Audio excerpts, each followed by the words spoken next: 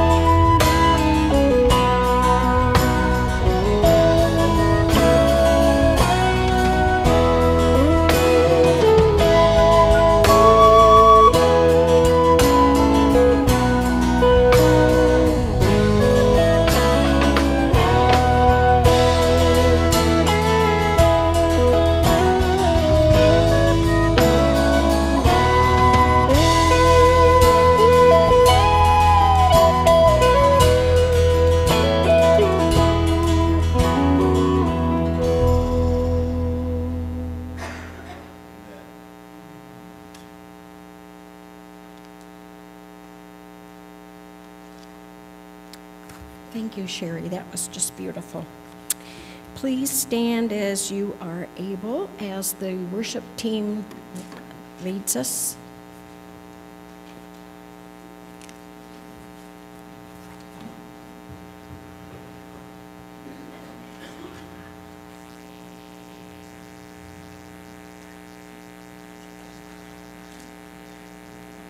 You're good. Good morning.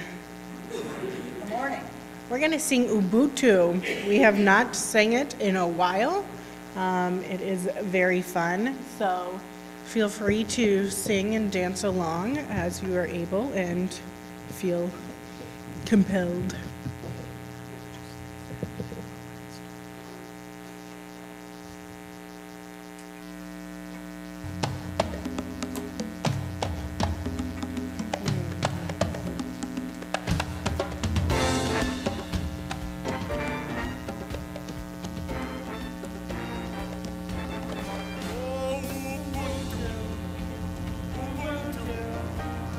Sharing our visions and dreams.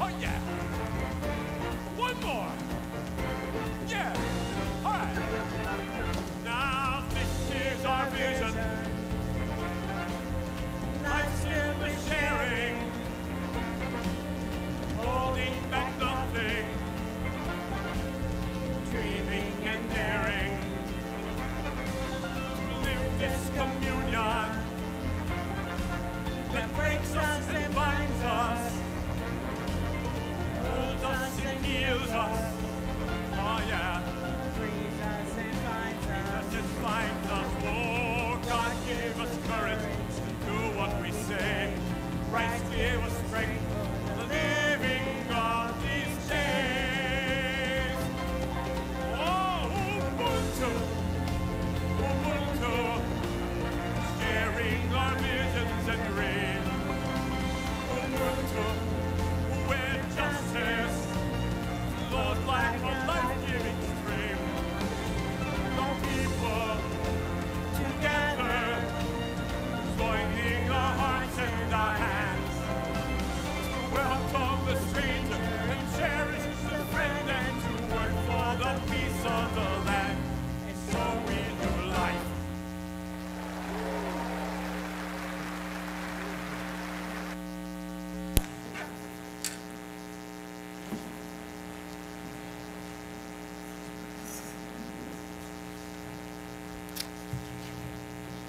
Remain standing as I read the call to worship, then join me in the reading for all. Easter is not an event that has occurred, it's an adventure that has begun. Not a place that we have visited, but a path on which we stand. A story not complete, but unfolding, characters still breathing, stations still teeming with the promise of new life, not just for you and me, but for all people in all places. A cosmic crux, a turning point of time. Easter is the season of wild hope, of dangerous intent, of potent promise, where the future flaps unfurled in the Spirit's breeze, where hopes bubble with uncorked effervescence, where toes tap to free-form rhythms, where rainbow hues splash empty canvas. This is Easter. Now for all of us to read. Risen Christ, walk with us this day. Be our companion and guide. Be our teacher and friend. Be our host and servant, bringing your gifts of faith, peace, hope, and deep joy as always. Amen. Now, Tammy will lead us in hymn number 8.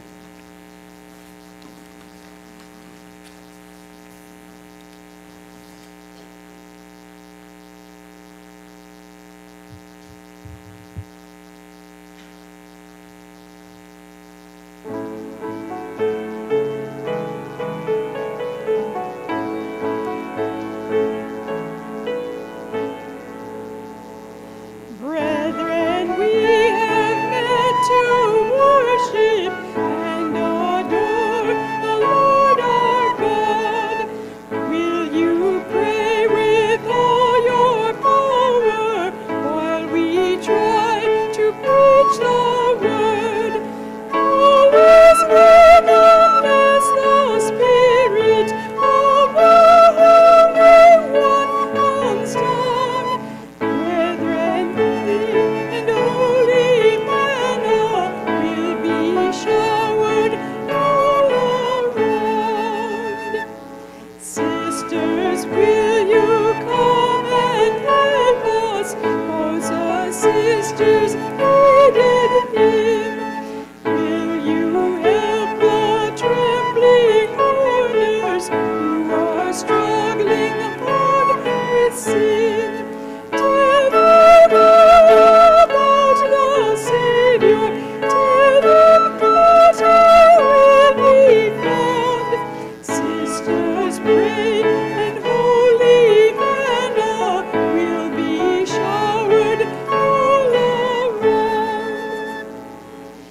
Is there here a trembling jailer seeking grace and filled with fears?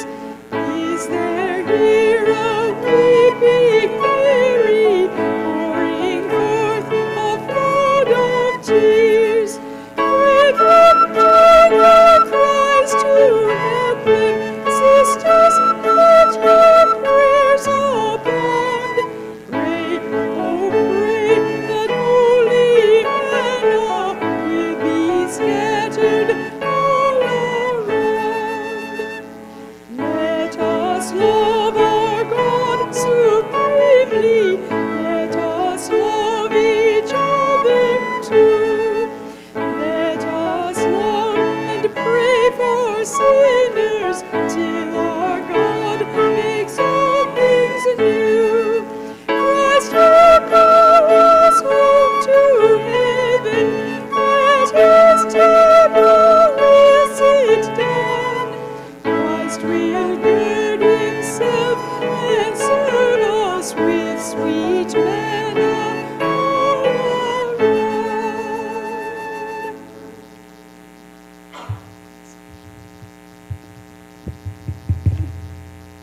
You may be seated.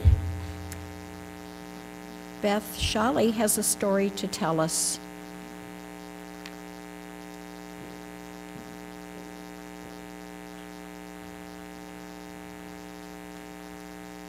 Hook this thing, Mark.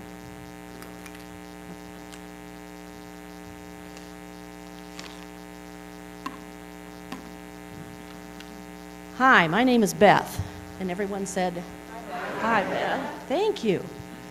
Okay, some weeks ago, I made a connection. I was realizing, you know, here at MCOB, we're being brave here lately, and we're trying some new things. And one of the other things that I like to do is watch travelogues on TV/YouTube. And I've been watching a lot of Japanese YouTube channels and British YouTube channels. While I was on surgical leave, there was one day that Rick Steves and I bonded all day long. Anyways, but I got to making some connections between some things that I was seeing on the Japanese YouTube channels. And over in Japan, springtime is almost sacred to them. It's the time of the sakura blossoms, i.e. the cherry blossoms, and that's huge for them. It starts in the south and it works its way north, and everybody, you know, comes out and they sit under the sakura trees and have picnics. Because they like spring so much, that is when they start school. Now the Japanese school year basically, I guess you could say it goes year round. It starts in the middle of April and it goes until the middle of the next March. They get 2 weeks off then. They don't have Christmas over there, so they don't get Christmas break. They get like a 4-week break in August, so to speak, break. The kids often end up back at the school doing swimming, and they have homework that's sent home with them so that they're not just totally idle. But anyways, so in the Japanese culture, beginnings and endings are very important to them. And so they have very formal ceremonies when children start, like first grade, even ending nursery school, there's a very formal ceremony. And when they graduate different, like grade school, junior high, high school, there's formal ceremonies, which take up to several hours to complete. But I think first grade is kind of one of the big ones. So one of the channels that I watch, I can't understand a word of it because it's all in Japanese and there are no translation subtitles whatsoever. But I've learned to know these kids that are doing it. Most of the other channels that I watch, it's typically a Western spouse, husband married to a Japanese woman. And so those children are called hafu. It means they're half Japanese and they're half American, or they're half Canadian, or half Australian. So it's just hafu. The term for a first grader is ishi nensei. And I don't think I'm going to have the soundtrack going, but yeah, there's a little song that they sing when they march in to first grade. But if you want to go ahead and cue that first video.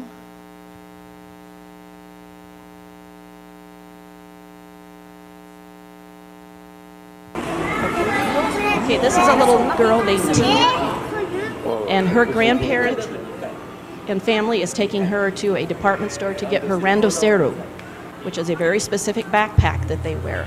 They run anywhere from $100 to $1,000. And they wear them for all 6 years. They take very good care of them.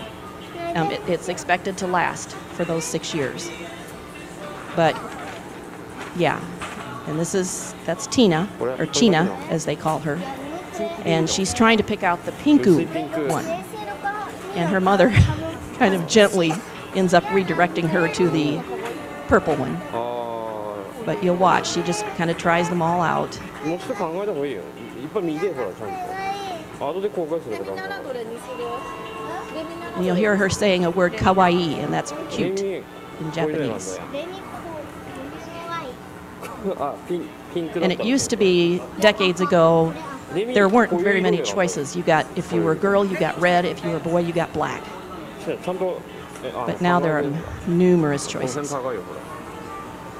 75,000 yen, that's $750. 一番近いなこの方が。 Yeah, those are 75,000 yen. And she's これ excited. どうしてもこれなの。 And this was いや filmed 俺もいいよ last September. They get them months in advance because if they wait until right before school starts, they're sold out. シナ、なんかこれ背負ってたらどう思う？今何の色をやなあ、本当の赤じゃない。赤あ、ピンクだが。あ、まあ薄、あ、こういう色だが。 That's 290.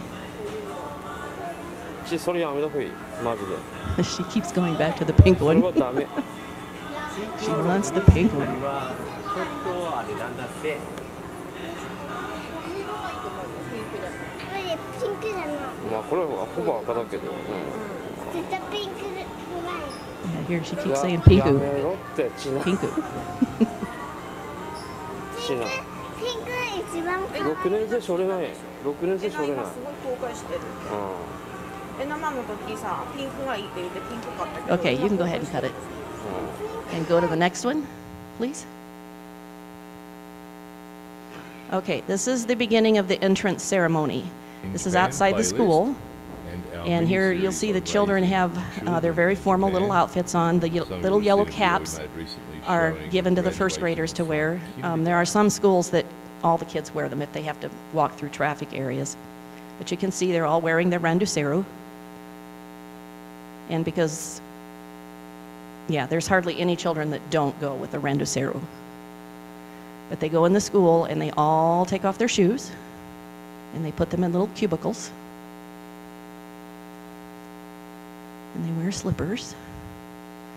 Japanese schools don't use janitors. The children clean and the staff clean, so they put a high priority on not tracking in dirt. And so this is right before the formal ceremony. The kids are just getting used to their desk. And this is an Australian father who was married to a Japanese woman. You can see some of the women wear their kimono.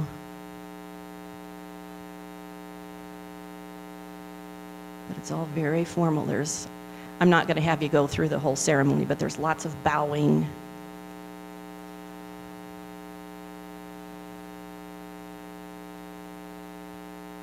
And he has explained that those are the community dignitaries that are sitting there, and they will all have a role in the ceremony.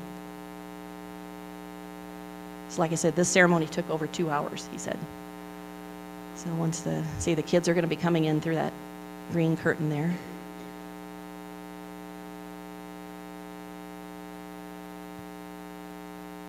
There they come. They have a 6th grader paired with a Ishi Nensei.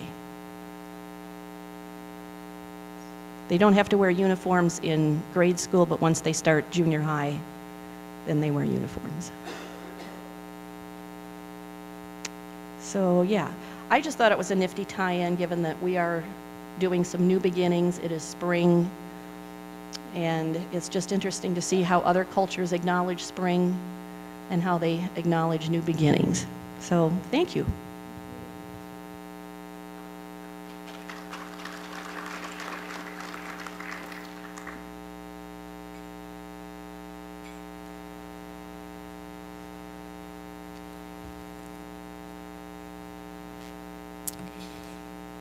You are invited to leave your offering on the table as you leave the sanctuary.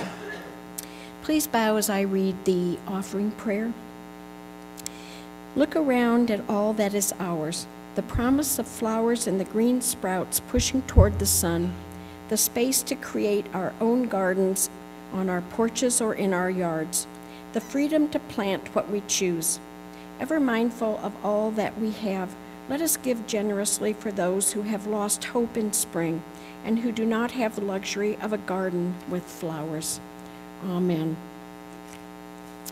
We will sing hymn number 362.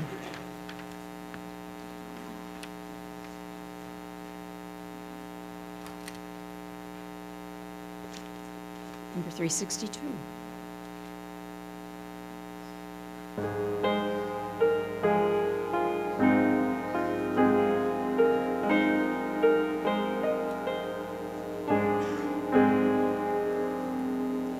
Help us to help each other, Lord, each other's load to bear, that all may live in true accord, our joys and pains to share.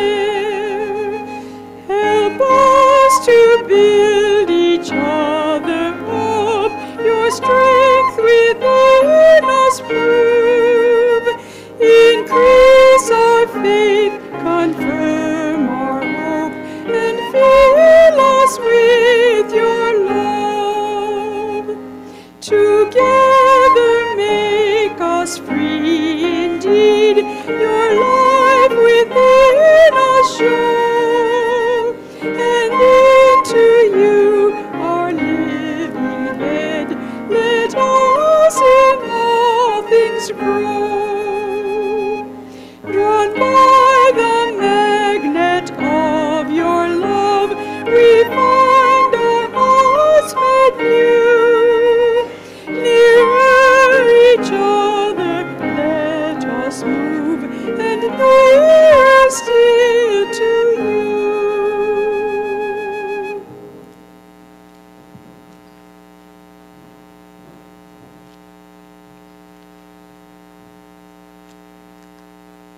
Scripture is Luke 24:13 to 35 on page 90 in the New Testament in the Pew Bible. I am going to be reading from the Message Bible.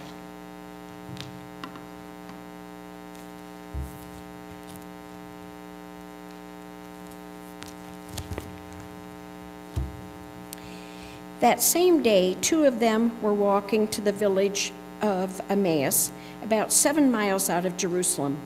They were deep in conversation, going over all these things that had happened.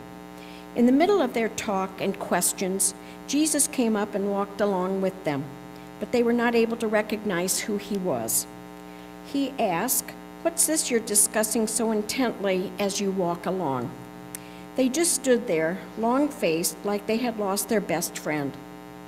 Then one of them, his name was Cleopas, said, "Are you the only one in Jerusalem who hasn't heard what's happened during the last few days?"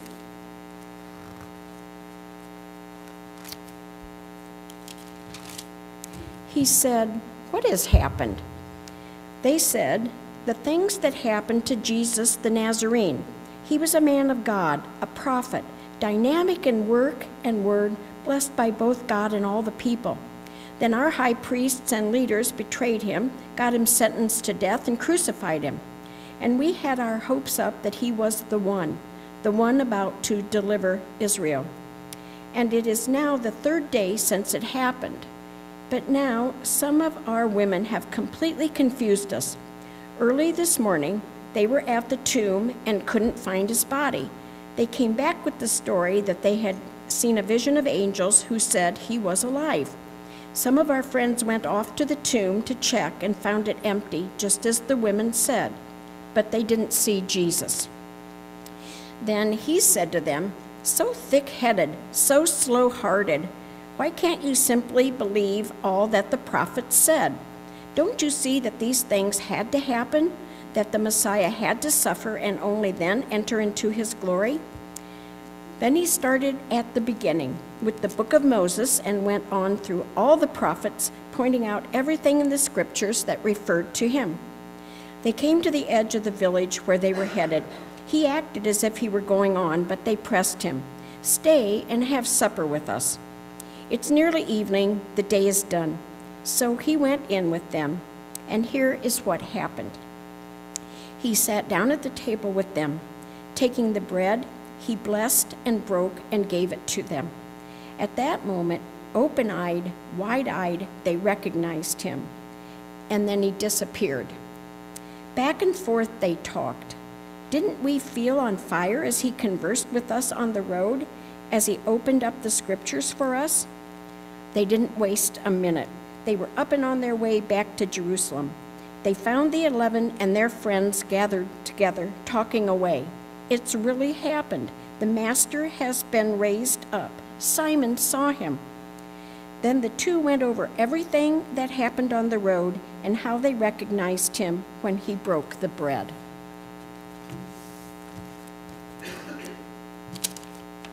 Pastor Janet.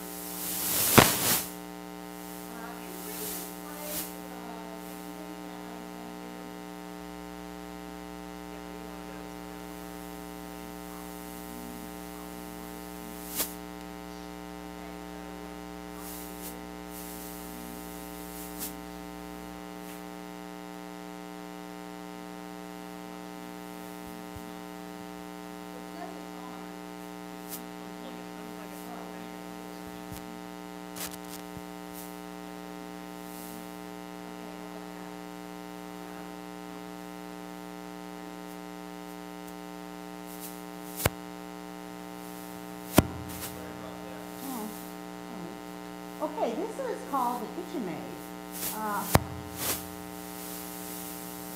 Painted by Diaz Velasquez in Spain about 1620. And so there's a great story behind this. There's two, he painted two. One you can find in a museum. I gotta stand here, don't I? Oh. Okay. One you can find in a Chicago museum, and another one was in Ireland, the Museum of Ireland in Dublin.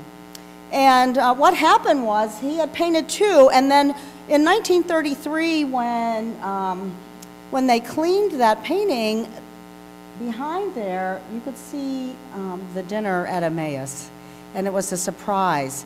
And if you look in the left-hand corner, you can see Christ has the halo around him, so you can recognize him, right? And then there's the one traveler, traveler with Christ, and then on the left hand you see another hand sticking out. You don't get to see three bodies, sorry. You don't get to see three bodies. So you have to look hard. And so when they discovered it, they knew what it was, that it was the dinner at Emmaus. I found that really pretty amazing. I love good art. And I want you to notice that she's a marginalized woman, but Velasquez,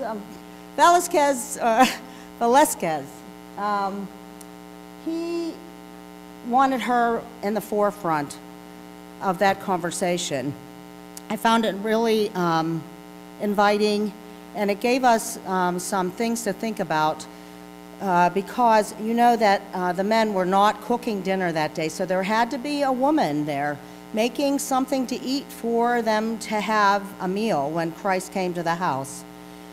And she's a mulatto, who is, in that term in Spain at that time, was a Spanish Christian and an African Muslim.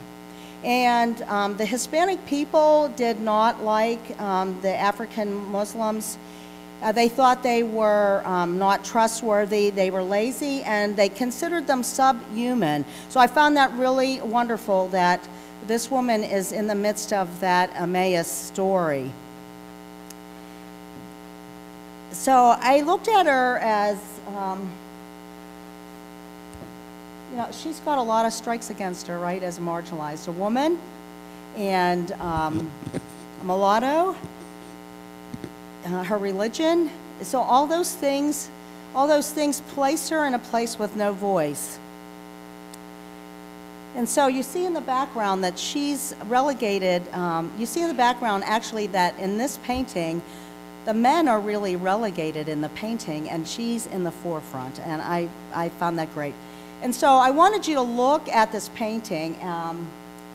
She seems a little distracted. I just want you to notice some things, and this is almost like a visio divina, which means a divine seeing. And you want to see past you want to see really the whole thing about her. So I think that she looks a little distracted, right? She's kind of stopped. And she hears this new voice, and you can see her glancing over her shoulder. And she's got her hand on, she's like in the middle of something, but she stops, and she's in this pose that she wants to really hear and listen what it is that's going on. And her eyes are like wide and shocked and surprised. That's how I see it. And she, as if she knows who it is. Wow. Like I've heard that voice before. And so we find this kitchen maid recognizing the voice of Christ and seeing him. Denise Levertov wrote a poem, and it's called a ekphrastic poem. And what it is, it's a telling, a spiritual telling, an inspiration of something that you've seen in a piece of art where you want to proclaim it in words. And so I'm going to have Carrie, and it's kind of like a meditation. I'm going to have Carrie read you her poem. And as you listen to Carrie's words, I want you to look at the painting.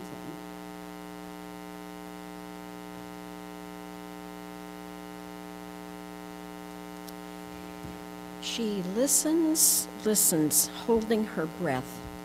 Surely that voice is his, the one who had looked at her once across the crowd as no one ever had looked, had seen her, had spoken as if to her. Surely those hands were his, taking the platter of bread from hers just now, hands he'd laid on the dying and made them well. Surely that face, the man they'd crucified for sedition and blasphemy, the man whose body disappeared from its tomb, the man it was rumored now some women had seen this morning alive. Those who had brought this stranger home to their table don't recognize yet with whom they sit. But she is in the kitchen, absently touching the wine jug she's to take in, a young black servant intently listening, swings round and sees the light around him and is sure.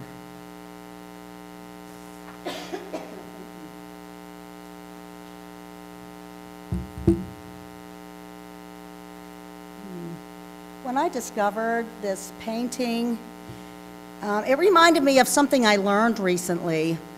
You know, Greg Boyle was in town on Maundy Thursday. Burl and I really wanted to see him, but Holy Thursday is not a time for us to spend the whole day at a talk. But I don't know if you know Greg Boyle. I know some of you read Tattoos on the Heart, right? I know some of you have read Dawn, right? Okay, Linda, I knew. Britta.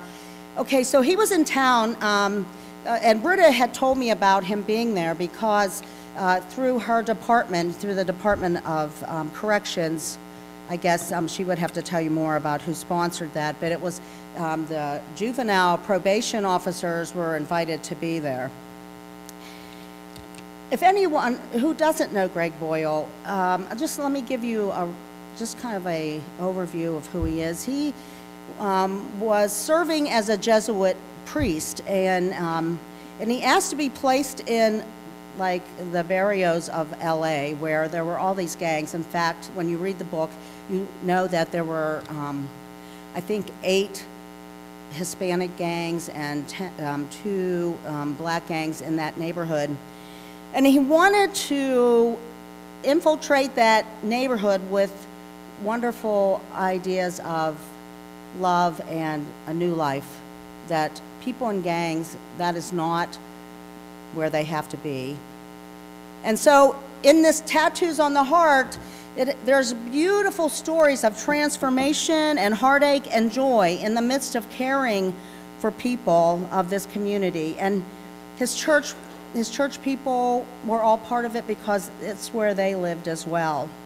And so this probably was 20 years ago, I imagine. Well, on Friday after that, Britta had brought a friend, his name was Ryan, to help with the Easter egg hunt. He's her co-worker who's a juvenile probations officer. And so we were working in the kitchen together, and I was asking him about Greg Boyle. He hadn't read the book, but so I had asked him, well, what was your takeaway? What do you think the one thing that you learned from Greg Boyle? Because if you want to read something that really depicts the heart of God, that's the book you'd want to read, because he has this beautiful heart. And Ryan said that the takeaway for him, and he said it was something that he had already been practicing because he had learned it before. But he said when Father Boyle, and I'm sure he's still ordained, but I don't think he's serving anywhere because he started a new company to Homeboy Industries to help those gang members find work. And I mean, the story is long, but it's a good, compelling story. He said he always goes and meets people with the intention of they have something to teach him. It's not just him serving them, but they are serving him. That's a powerful lesson, I think, for all of us to learn. That was a takeaway from me when Ryan told me that. I enjoyed that very much. So when Beth is talking to us about the Japanese culture, I find that fascinating too, that they love new beginnings and the rituals that, and make it such a great celebration. But sometimes learning is not intentional learning, but there's this place that we find ourselves equal in that space when we meet somebody. Sometimes people that we don't expect to learn from. I love what Desmond Tutu says about learning, and it's so pragmatic, right? It seems so natural. And you realize that in very real sense, we're meant for very profound complementary relationships. It is the nature of things. You don't have to be a believer in anything. I mean, I could not speak as I am speaking without having learned it from other human beings. I could not walk as a human being. I could not think as a human being except through learning it from other human beings. And I learned to be a human being from other human beings. And we belong in this delicate network, he goes on to say, and it is actually quite profound. I think it's really easy for us to learn from people that we love, and we're curious. I'm always curious to know people's stories. But when we live with different lifestyles and in different cultures and with people who see the world differently from us, it takes, I think, a real challenge to move into a relationship that really says, I want to learn from you, even though I think in all honesty that I couldn't, right? I don't know if any of you have seen the movie Gran Torino. Has anyone seen that movie? Yeah, it's an awesome movie, and I watched it recently again because I just love it. And Clint Eastwood is this just rough guy with all this baggage, and it's taken place in Detroit. He's the director and producer and the main character in the movie. And he's lost so much, and a lot of us can understand his whole attitude. I mean, his wife has just died. The movie takes place, his wife has just died, and his neighborhood has completely changed. But there's only a few white Americans there. The neighborhood is filled with people from Laos who are Hmongs. And he looks at them, and he's a Korean War veteran, and he looks at them with such disdain. because he just misses his neighborhood. He never liked being in the war with the Asian people. And so he looks on to these people as problems and with lots of anger. And nothing is except for this one symbol is his Gran Torino from 1972.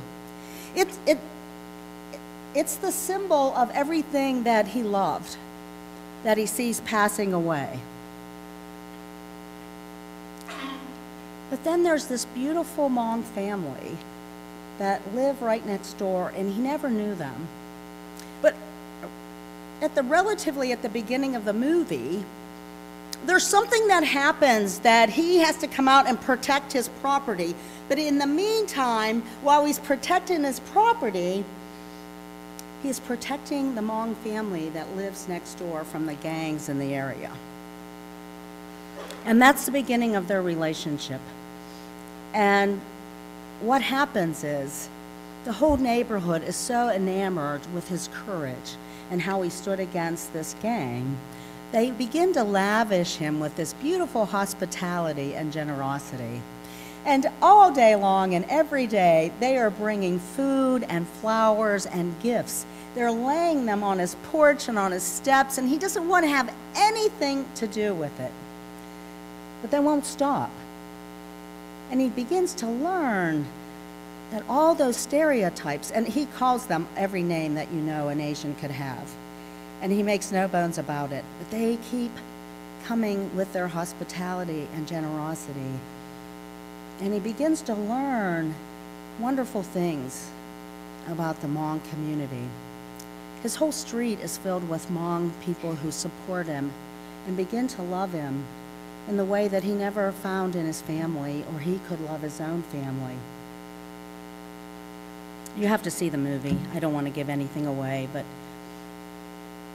learning from each other is a powerful way of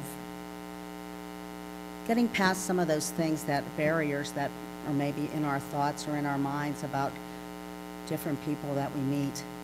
And it doesn't have to be people of different colors or different language. It could be people that we just don't like. I think when we learn like that, and then the movie, it's such a great depiction that it draws us together. There's this bridge that gets built. Sometimes it's intentional and sometimes it isn't. But you can see it working. And he begins to be part of the community there. And he starts to understand how much they belong to one another. How he belongs to them and they belong to him.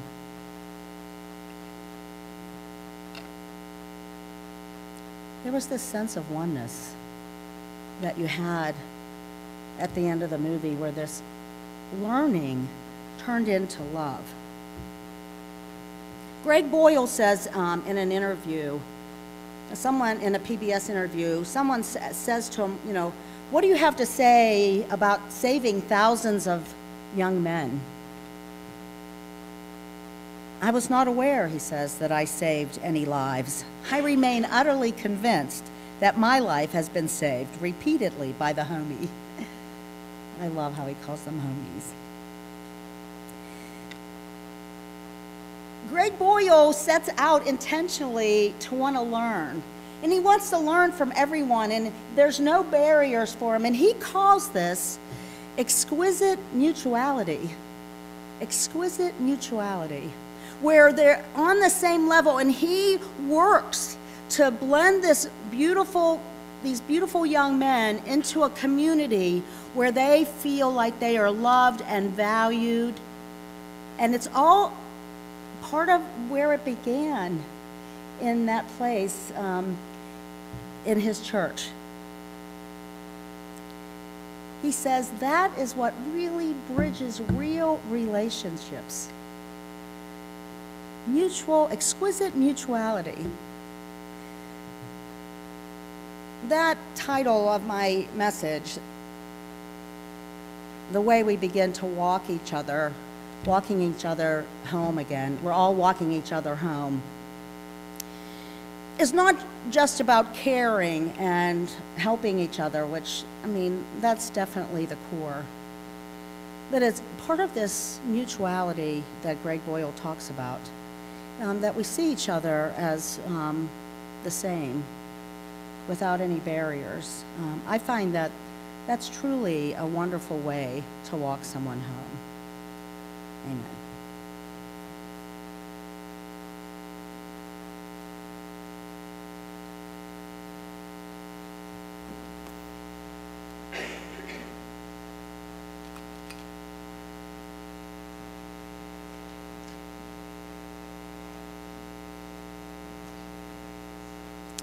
Let's stand in body or spirit for hymn number 322, For We Are Strangers No More.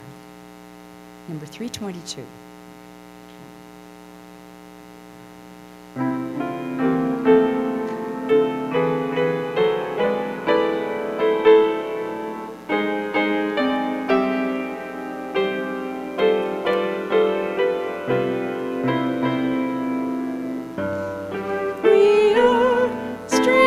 No more, but members of one family. Strangers no more, we're part of one humanity. Strangers no more, we're neighbors to each other now. Strangers no more, we're sisters and we're brothers now. Walk with me, we'll praise the Lord together as we join song to song and prayer to prayer. Come, take my hand, and we will work together by lifting all the burdens we can share. For we are strangers no more, but members of one family. Strangers no more, but part of one humanity. Strangers no more, we're neighbors to each other now. Strangers no more, we're sisters and we're brothers now. Different cultures meet, we'll bring together. Where hatred rages, we will strive for peace. Come, take my hand, and we will pray together that justice come and strife and warfare cease. For we are strangers no more, but members of one family. Strangers no more, but part of one humanity. Strangers no more, we're neighbors to each other now. Strangers no more, we're sisters and we're brothers now. Is a love that binds the world together, a love that seeks the last, the lost, the least. One day that love will bring us all together in Christ, from south and north, from west to east. For we are strangers no more, but part of one humanity. Strangers no more, but part of one humanity. Strangers no more, we're neighbors to each other now. Strangers no more, we're sisters and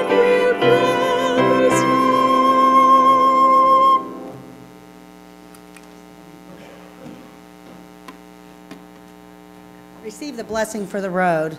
Okay, and gracious God, we thank you for the gift of the Spirit that helps us with our intentionality to see each other as strangers no more, and help us to walk with that mutuality in our hearts, looking at each person as someone we can learn from. Amen.